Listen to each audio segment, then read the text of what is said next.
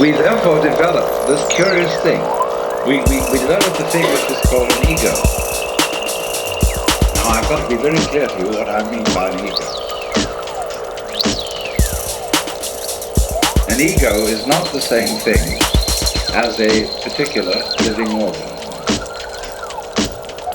From my philosophy, the particular living organism, which is inseparable from a particular environment, that is to say, from the universe as centered here and now, is something real. It isn't a thing. I call it a feature of the universe.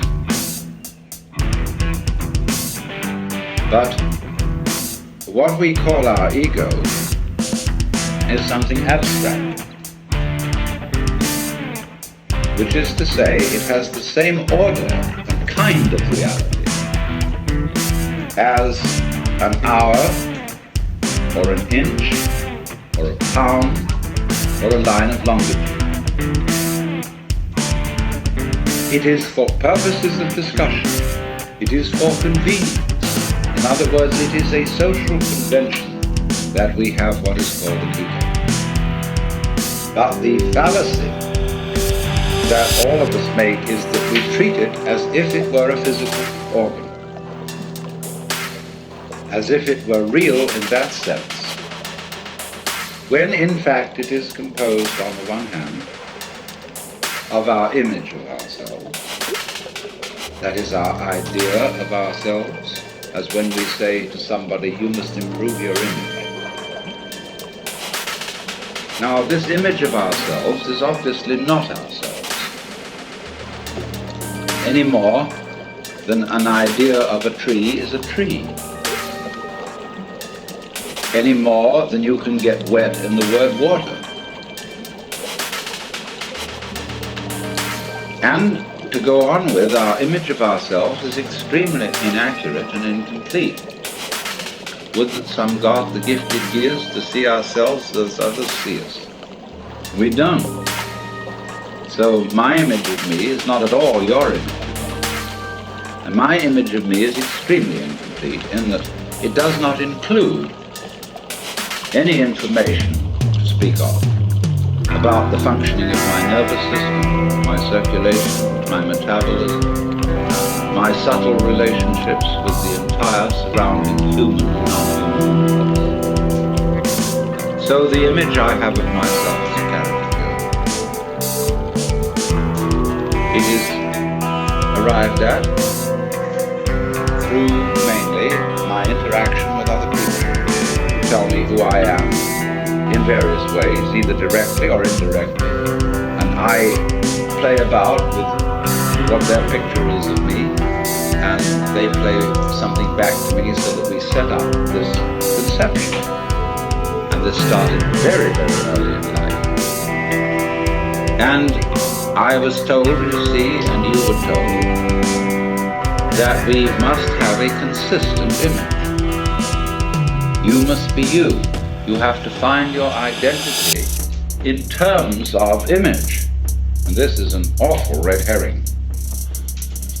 A lot of the current quest for identity among younger people is a search for an acceptable image. What role can I play? Who am I in the sense of what am I going to do in life? And so on. Now, while that has a certain importance, if it's not backed up by deeper matters, it's extraordinarily misleading. So therefore, on the one hand, there is this image, which is intellectual, emotional, imaginative, and so forth. Now, we would say, I don't feel that I am only this image. I feel there's something more real than that, because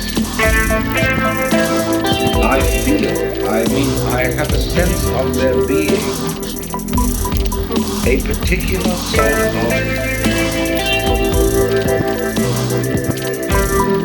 how do we say, a center of something. Some sort of sensitive core inside the skin. And that corresponds to the word I. Let's take a look at this. Because the thing that we feel as being myself is certainly not the whole body. Because a lot of the body can be seen as an object. In other words, if you stand, stretch yourself out, lie on the floor, and turn your head and look at yourself, you can see feet, your legs, and all this up to here, and finally it all vanishes, only there's a sort of a vague nose. And you assume you have a head because everybody else does. And you've looked in a mirror, and that told you you had a head, but you could never see it, just like you can't see your back. So you tend to put your ego on the side of the unseen part of the body, the part you can't get at, because that seems to be where it all comes from. You feel it. But what is it that we feel? Because if I see clearly and my eyes are in functioning order, the eyes certainly are not conscious of themselves. There are no spots in them, no defects, in other words, in the lens or in the retina or in the optic nerves that give hallucinations. So also, therefore, if my ego, my consciousness is working properly, I ought not to be aware of it as something sort of there, as something sort of something there, as something sort of there, as something sort of there,